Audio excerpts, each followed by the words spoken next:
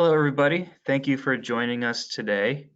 Our webinar for this month is going to be focused around security concerns specific to printers. There's a few ways that printers can be exploited, and we're going to discuss those different methods and also some steps for how to either resolve or prevent those attacks from occurring. So joined with us today, we have Andy Marquez from Brother. I'm going to hand things over to Andy as she walks us through printer security. So thank you, Andy, for joining us today. You're welcome and thanks for having me. Good morning, everyone. My name is Andy. Next slide, please. And I work for Brother International as a field solutions engineer. Our team works with customers and partners to customize and deploy solutions that are tailored to specific customer requirements and environments. For today's webinar, we will be covering print security threats and trends, triple security and how we can use this triple layer security as best practices, and then we have a Q&A section. Next slide, please. One of today's business challenges is printer security. Data breaches are rarely out of the headlines, and compliance pressures mean security remain a top priority for all businesses. It's important to understand that businesses, regardless of sizes, are potentially exposed to a range of losses due to security breaches. And this includes fines, lawsuits, lost revenues, and of course, the damaged reputation.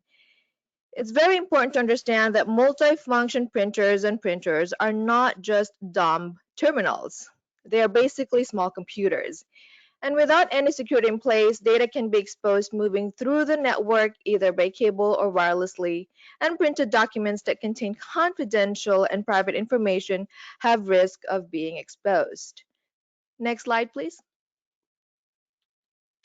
So, what is the biggest concerns organizations have as it relates to printer security? Based on IDC survey, IDC is International Data Corp, and they do analysis and market examinations that helps IT professionals and executives to make decisions based on facts. So one of the main concern of organizations for print and document security is the exposure of documents or information being sent to and from device, followed by malicious use of printers, and there's MFPs from unauthorized users. There's also limited IT staff to properly manage and produce security audits or threat assessments of their print fleet. There's the lack of funding to ensure security measures are in place for printers and MFP, and there's no adequate solution in place that provides auditable trail of all documents being processed. And there's also that inability to link an attack coming from the printers or an MFP. Next slide, please. So now let's talk about conversations about printer security. With all the internet connected devices that now exist, it seems that almost any device can be targeted by a hacker, right? So can a printer be hacked? Most certainly, yes.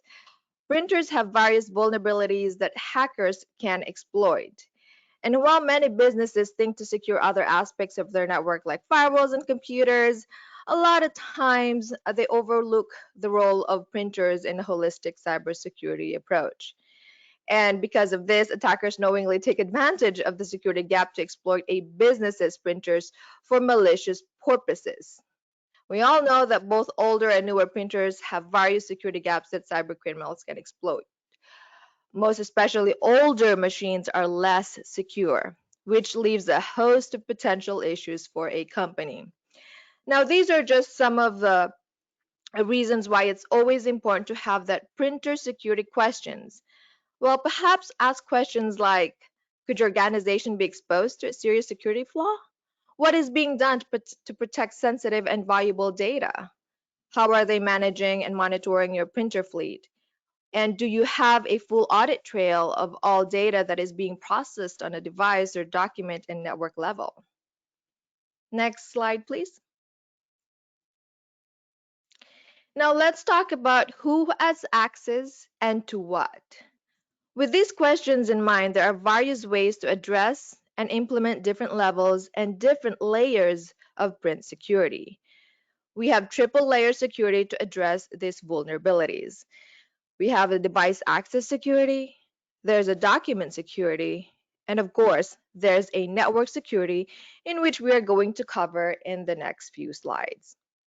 Next slide, please. So what is device security? It's a measure of protection for restricting user access and devices. Here we can limit device access using a group level, individual level, or activity level. This is where we secure the printer or MFP hardware to prevent breaches and exploits. Next slide, please. So here in the device access, we have some recommendations on how to control device access. We'll talk a little bit more about it in detail, but the list goes on with admin password. We have device-based security, which are secure function lock. There's a setting lock, there's a badge authentication, and there's a customized user interface from the device panel.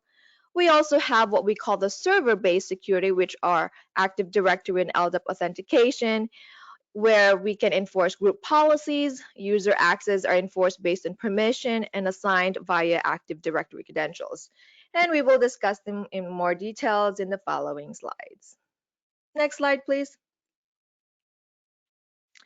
So if you guys are familiar with the California law SB 327, thanks to California, they are mandating that every network devices must come with unique default admin password. For example, Brother devices have enforced unique passwords on all devices that are manufactured from December 2019 to later. However, even with this type of security, we still recommend changing this admin password, as anyone can easily access the back of the machine to grab the password. Next slide, please. So for example, the Brother Secure Embedded Web Server Management password is the same password as the admin password that is located in the back of a machine. And this is why we highly recommend changing the default admin password for an added layer of security. We also recommend using HTTPS instead of HTTP. As you know, HTTPS is a lot more secure. For this reason, Brother recommends HTTPS to enforce encrypted communication to and from the device. Next slide, please. Okay, so these slides are some of the best practices for enforcing different levels of device security. So we have setting lock, which can be used as a first level of security. This essentially locks the machine so that no one can access the settings function, and users cannot make device settings or alter any device settings. There's also secure function lock, which can be used as a second level of security. These allows users to authenticate to the machine using a PIN code. There's also the Secure Print Plus, which can be a third level of security that allows users to authenticate to the machine using an NFC card. And this is what we call the badge authentication. Users are restricted to control the machine access based on the badge authentication. And we also have the CAC or PIV reader, which would be a more advanced type of device authentication. If any of you work in a government industry, this enables users to use two types of authentication, which is the common access card and your PIV, which is the personal identity verification authentication. This type of security is ideal for Department of Defense and Veterans Agency with very stringent security requirements. Next slide, please. So here, this is a layer of device access security, but more focused on monitoring device activity. So with syslog, device can send alerts to popular SIM. This feature sends a report containing a network device event management to a logging server running a security information and event management application. Examples of this would be like Splunk, there's IBM, AT&T also has this. So for example, if Tyler or someone is trying to authenticate to device multiple ways and he kept failing, syslog will send a report to the SIM application and let the administrator knows that, hey, Someone is trying to exploit this machine. Another way is the print job logging. So this is a print log file that can be stored to an SMB share. As we know, SMB is a server message block protocol that enables network file sharing protocol and allows applications to access files and other resources at a remote server. And also we have the scan job email report. This is a report that is sent to a registered email address each time a user scans a document.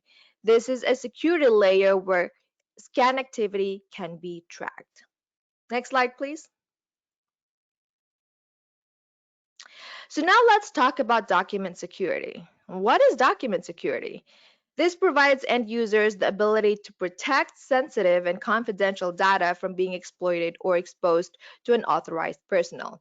This layer of security also addresses data privacy. Next slide, please. So these are some best practices to enforce different levels of document security. So we have Secure Print and Secure Print Plus. There's a Cloud Secure, which most of these we'll cover in the next slides. We have the Scan to Secure and Sign PDF. If you're familiar with Secure PDF, you basically have to have a PIN protection during the scan process that prevents access to a PDF unless someone has that PIN. The signed PDF basically prevents data tampering and impersonation of the author by including a digital certificate within a document. We also have Active Directory authentication. There's scan to email server using TLS v1.2. Basically, this protocol helps a system communicate over the secured layer where data travels over the wire in an encrypted format. Most PCI compliance standards require you now to use the TLS v1.2. There's also the scan to SSH, which is essentially the SFTP server. This encrypts data during data transmission. SFTP uses one connection and encrypts both authentication information and data files that are being transferred. So with SFTP, you can simply use a user ID and password. However, unlike FTP, these credentials are encrypted, giving SFTP a major security advantage. Next slide, please. So still in the document security best practices, Secure Print is a way to secure print data via print driver. So you can use this as the first level of document security. This ensures that documents do not print until the user enters a PIN on a machine's control panel. Data is deleted from the machine when it is turned off. We also have the Active Directory or LDAP Secure Print, which enables authentication using Active Directory credentials, and you can enforce ACL, which is the access control list, and group policies and whatnot. We also have IPPS printing, and this enables the use of HTTPS with TLS v1.2 that ensures print data is encrypted and protected during network transmission. This also enforces network security. So if you notice, some of the best practices from the device security also apply to document security and network security. The IPPS also prevents man-in-the-middle attack and eavesdropping. There's also the Cloud Secure Print, which is a password-protected printing over the internet without using printer driver. Documents can be uploaded to a web browser or sent via email. Then they retrieve documents for printing after a password is entered at a destination machine. This provides secure printing to remote printers without a connection to a corporate network. Next slide, please. Now we're going to network security. So what is network security? This is a layer of security that basically eliminates outside threats while supporting latest protocols and enabling device sharing. This protects the networking infrastructure from unauthorized access or misuse or theft. This also involves creating a secure infrastructure for devices, printers, MFPs, applications, users, and applications to work in a secure manner. Next slide, please. So now let's talk about some of the best practices on enforcing the different layers of network security. So again, these are just the list. We'll pick some of these and discuss them in more details on the following slide. So we have IP filter. This restricts or grant access based on IP address. Brother devices do not have hard drives. That's an example too. There's an SNMP v3, IPsec, IPv6. As we know, SNMP is predominantly used for monitoring and performance management. But SNMP v3, it defines a more secure version of SNMP and also facilitates remote configuration of the SNMP entities. Then we have the IPsec Internet Protocol, which is a secure network suite that authenticates and encrypts the data packets to provide secure encrypted communication between two devices over an IP network. And then we have the IPv6. I'm sure all of you are familiar with it. This is the successor to IPv4. It has a 128-bit versus the IPv4, which is 32-bit. IPv6 is said to be more secure in terms of end-to-end encryption, and it offers more secure discovery. There's the firmware updates, and we'll talk about this on the next slide. We have the FTP and Telnet. These are disabled. It's important to disable these protocols, and why is that?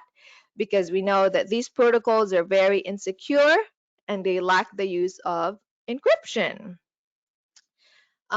Support for all major industry standard wireless encryption, such as enterprise level encryption, is very important. This is a higher type of and a more advanced type level of encryption. I'm not sure if you guys are familiar with EIP TLS. There's PEAP, EIP TTLS. I'm not gonna confuse you with more acronyms, but basically this provides a certificate-based and mutual authentication of the client and the network. And again, this is a more advanced mutual authentication between the client and the server. And the client obviously can be the MFP or the printer. Most protocols and ports can be disabled via the embedded web server. So for example, some organizations, they don't want USB printing protocol, they don't want AirPrint, they don't want MoPRIA enabled. So those things can be disabled from the embedded web server. Support for digital certs are also important because this encrypts the internal and external communications that prevents outsiders and phishers from stealing sensitive information. And of course, there's the TLS v1.2, which is a secure encrypted communication for encryption and protection of print data during data transmission. There's also tools like the Beer Admin Pro 4 that can identify and monitor SNMP devices. Next slide, please. So why firmware updates? Why are they important, right? So firmware carries out the important functions of a hardware. Firmware updates bring some alterations in the program which are necessary to enable the corresponding devices to operate proficiently. Most importantly, updates can add new or improved security features, patch known security holes, and of course fix other issues. We also have the IP filtering, where users can be allowed or denied to print and scan based on the IP address of the PC they are using. There's also that SNMP community name that allows the device management support to be protected using standard encryption. So basically changing the community name from public to whatever you guys desired is an added layer of security policy. Next slide, please. So for some organizations that have a more complex and require a more advanced and higher level of security, there are some third-party solutions that can address these requirements. And some of these you're probably very familiar with. For example, for companies that require end-to-end encryption, encrypted email with tracking, Protected Trust can provide this level of security. It is also an advantage for print or MFP devices that support third-party integrations, such as integration with PaperCut, Kofax, and some other document workflow solutions. This enables the devices to be more scalable and flexible in terms of tracking, charging, billing of copying, printing, faxing, scanning, basically cost recovery, right?